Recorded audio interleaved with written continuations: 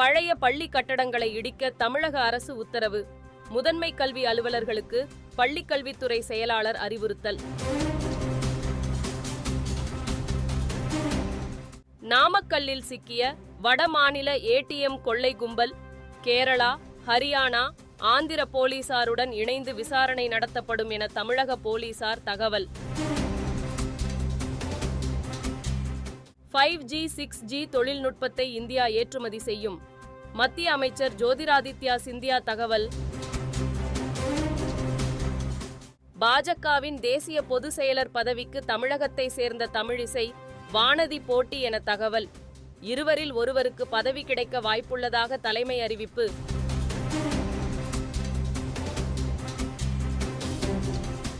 திருப்பதி செல்ல ஆந்திர முன்னாள் முதல்வர் ஜெகன்மோகன் ரெட்டிக்கு அனுமதி மறுப்பு. மாநில அரசு அனுமதி மறுப்பதாக ஜெகன் குற்றச்சாட்டு. பாலியல் வழக்கில் கேரள நடிகர் சித்திக் மீது போலீசார் வழக்கு பதிவு. நாளிதழ்களில் விளம்பரம் கொடுத்து நடிகரை தேடுகிறது காவல்துறை.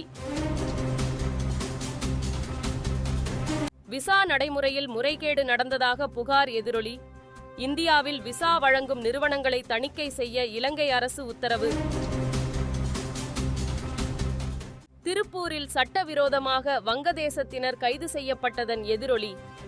பனியன் நிறுவனங்களில் பணியாற்றுவோர் குறித்து ஆய்வு செய்ய அறிவுறுத்தல்.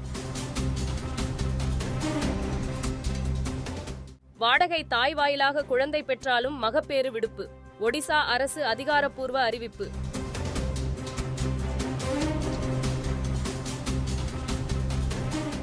முடா முறைகேடு வழக்கில் முதலமைச்சர் சித்தராமையா மீது 17 பிரிவுகளில் வழக்கு. மைசூரு லோகாயுக்தா போலீசார் நடவடிக்கை.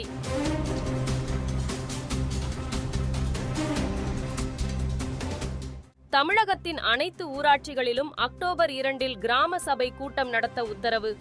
மாவட்ட கலெக்டர்களுக்கு ஊரக வளர்ச்சித்துறை ஆணை. லெபனானில் ஹிஸ்புல்லா படையினர் மீதான தாக்குதலை நிறுத்த முடியாது.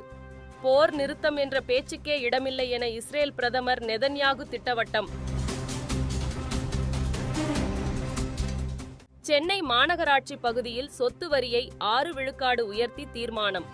பொது இடங்களில் குப்பை கொட்டினால் அபராத தொகை 5000 உயர்வு.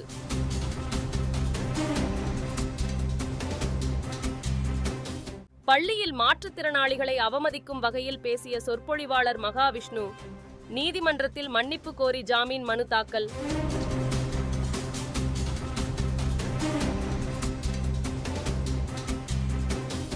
அடுத்த 5 ஆண்டுகளில் நாடு முழுவதும் கவச் தொழில்நுட்பம் பொருத்தப்படும். மத்திய ரயில்வே அமைச்சர் அஸ்வினி வைஷ்ணவ் தகவல்.